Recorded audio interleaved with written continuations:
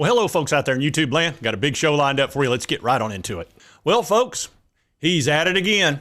Operation Stop the Vols. Yep, there it is. Saban is crying about the Vols again. You really got to be kidding me. I mean, it's gotten to the point where it's kind of absurd. And you got to wonder, is he serious? Look, you can't be serious, man. You cannot be serious! But yeah, he's real serious. You know, he's starting to remind me, did you ever play checkers as a child with one of the kids in kindergarten and you'd beat him and he would take the board and sling it across the room? That's basically Nick Saban. I don't care what it is. It could be tiddlywinks. It could be ping pong. He has to win, and if he doesn't, all heck's going to break loose. Yeah, don't throw a snowball at him, whatever you do. So let's get into this article.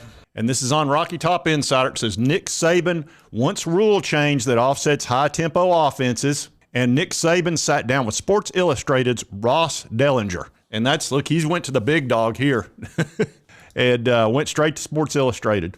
One topic Saban brought up immediately in the interview was high-tempo offenses, allowing for defenses to substitute even when the offense does not. And he cited safety is the reason a rule change needed to be made. Safety. Remember that. Remember what he stated right there. He's worried about safety because that's going to come back later in this video. He said the way it used to be, the official would spot the ball and you couldn't snap the ball immediately. When a team can snap the ball within 7 seconds of the play clock, is that really good for player safety? I'm not asking the question. When you're on the defensive side, you can't even change personnel. Says Saban, of course he did. He fought the rules changes a decade ago. Now, what was going on there? He was getting beat by Gus Malzahn. And that was a real problem because that was the Iron Bowl, and Gus was going real fast and was having success, and Nick was not happy. It's funny how it always comes up after he gets beat. See, Tennessee beat him 52-49 and scored like crazy on him with the high-tempo offense, and he didn't like it, and he's been upset ever since. You know, the guy's only won 7 national titles, and he lost at checkers. That's what it boils down to. He lost at checkers. I guess he's got to win everything. And he hired Lane Kiffin as his offensive coordinator to speed up Alabama's offense because Gus was having success against him.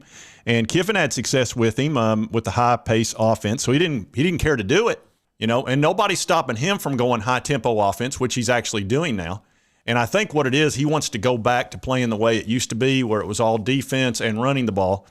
And that suited him because he gets all the 5 stars, and he's down there in Alabama, and he's loading up with 5 stars. He got 9 of them in this last recruiting class. So, of course, he wants it to go back to old school where you just absolutely knock the crap out of the defense with your 240-pound running back and your five-star offensive lineman, and you crush the safeties and you crush the cornerbacks trying to tackle them.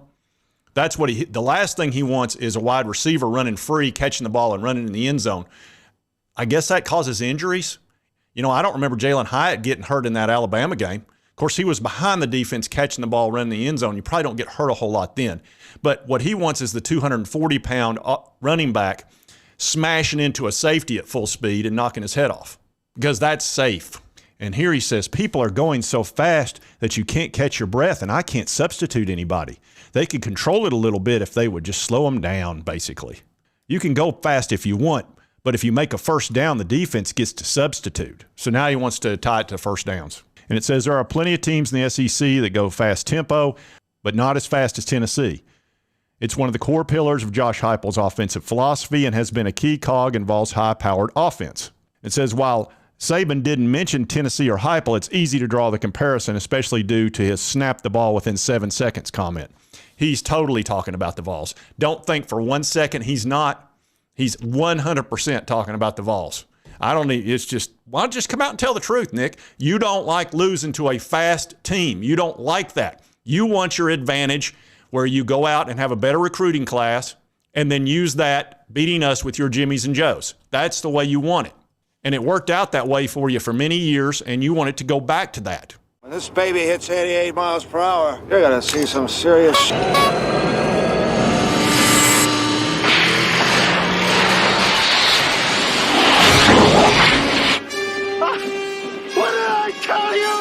That's why you hired an offensive coordinator who's a run-first guy, and you hired a defensive coordinator that's a 3 yards in a cloud of dust guy. And you fired the 2 guys that you had. because you lost 2 ball games, which is in Alabama, that's heresy. And here the writer says Tennessee's offense is at its best after it gets its first down on the drive. Once the Vols have moved the stick, their tempo takes over and puts more stress on the defense. Thus, that's why he wants to be able to substitute. And we'll meet them October 21st in Tuscaloosa. So Nick's worried about safety. He's very concerned about it. That's the only reason he's wanting to do this. It has nothing to do with wins and losses, has nothing to do with us beating him up at Neyland. That didn't upset him at all. All right, so now I'm going to take you back in time. This is a YouTube channel called Bama Standard, The Bama Standard. And I watch them from time to time when I want to keep up with Alabama. They do a very good job, and they actually bring on some of the greats from the past that are, big-time championship winners. And it's a really good channel. And if you want to know about Bama, this is a good place to go. One of many, really. There's several out there. There's Kangaroo Black. He's very entertaining. There's a bunch of really good Bama channels out there. But anyway, I listened to this and realized, remember what Nick Saban said. He's worried about player safety. Remember that. Lost their swag. They're not the monsters no more. It used to be where people were scared to come play Alabama. It didn't even affect them. The anxiety part. Everybody's gonna have anxiety. Alabama doesn't have anxiety. We cause it. No. I'm sorry. No.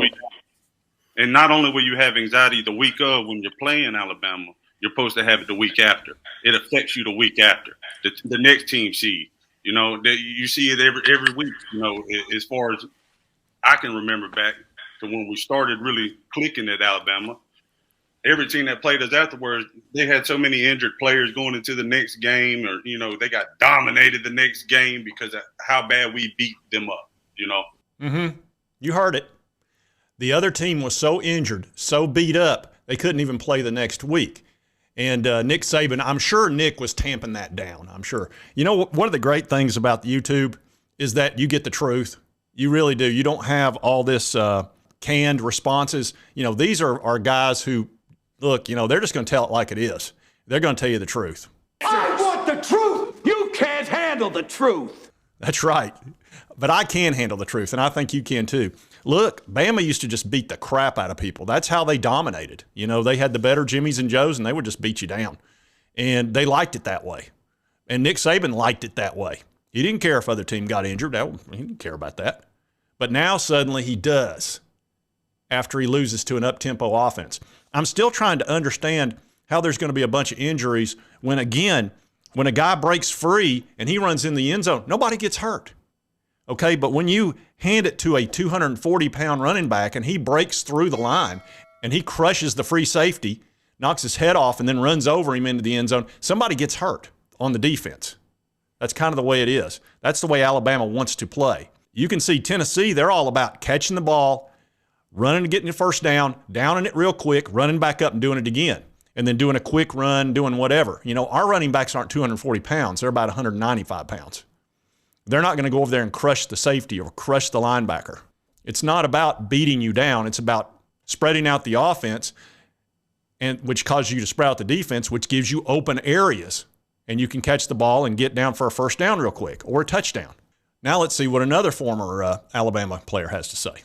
Now there's a tiny bit of profanity in here, not much at all, but if that bothers you, you might want to skip this part, but it's very minor.